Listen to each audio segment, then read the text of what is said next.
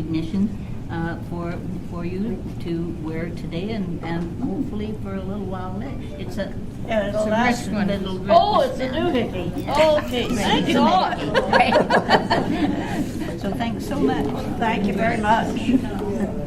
Myrtle, hold it up so that everybody can see it. Hold it up so that everybody can see it.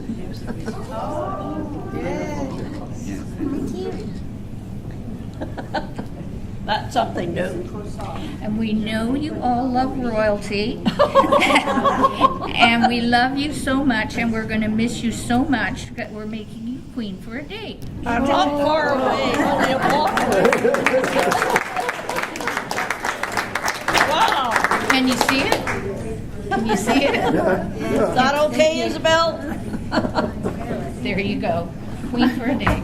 Oh, thanks a lot. That's your crown. Senior Society for a very long time, and it is my great pleasure and privilege to present her with a gift from us. She is our star volunteer. Now, what on earth do you give a star volunteer? Wow. A star.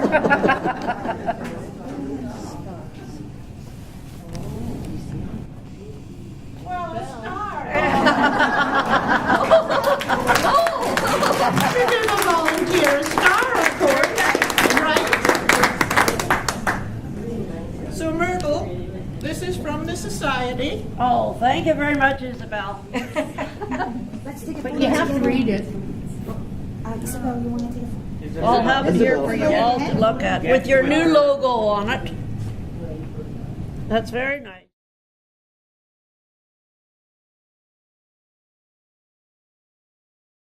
A few times. She always knew the way we should go, which was never the way I was going.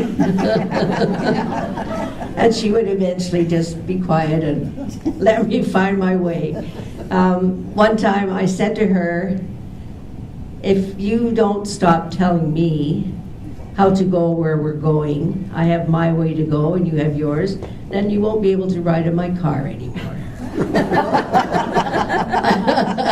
I didn't really mean that seriously, but I hope that she would maybe remember that. Anyway, she was a wonderful person. I followed her as the president when she resigned from the society as president, and she was a wonderful mentor.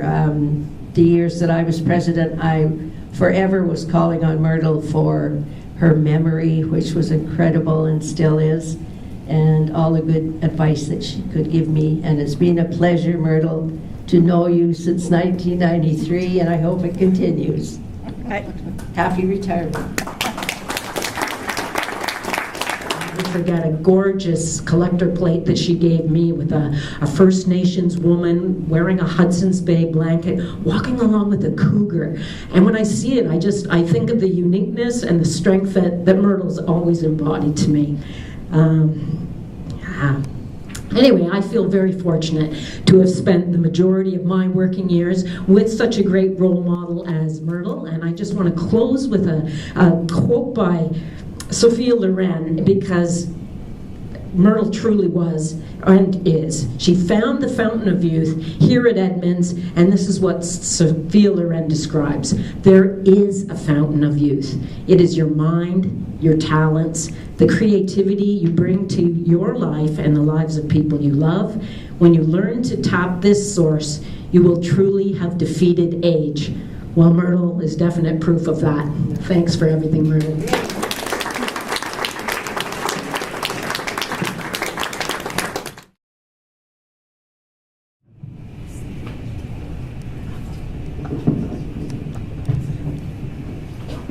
After all that, I could not sit by and not reply to all these accolades that have been put on. But I must tell you that Health Watch is like a two-way street. It has done wonders at Care Home. But because our caregiver support group that started up, Lorna Gross and I started that up after it had failed, we ran that at Burnaby Hospital for 8 years. And during that time, we had all kinds of speakers come to help the people that were looking after the ones that were looking at, the caregivers. So it's a two-way street. During the time that I was volunteering, and I kept up with my 10-pin bowling as well, and with the Melodiers, all the caregiver advice said, turn the key when you come away from the care home, because there's no turning back. You can't do anything about it now. So just accept it as it is. And that's the most difficult thing for anybody to do. But I was very fortunate when I retired in '86. Lily Martina convinced me to come to Health Watch to take her place when she had an appointment or something. So that's the beginning of coming to Edmonds. And it was really a godsend, because from then on my husband had failing health and everything went downhill from there. But if you were able to do your own thing when you weren't looking after your person you were caring for, that was the best, healthiest thing you can do for yourself.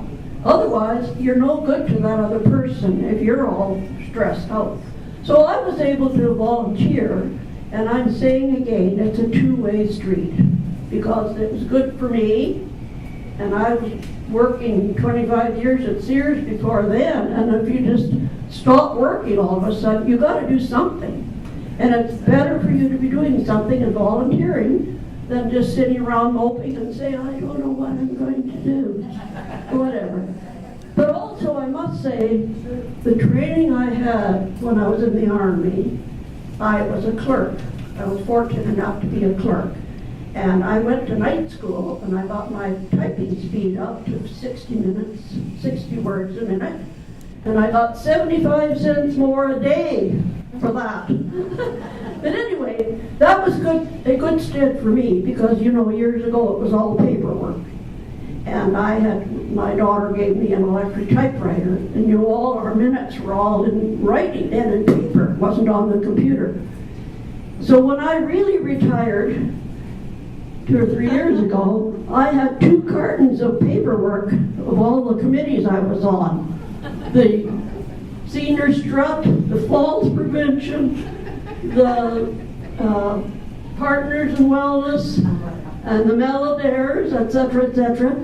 So Lorna's husband came one day in his car and picked up those boxes, and we took them down to the Silver Bullet and had them all shredded.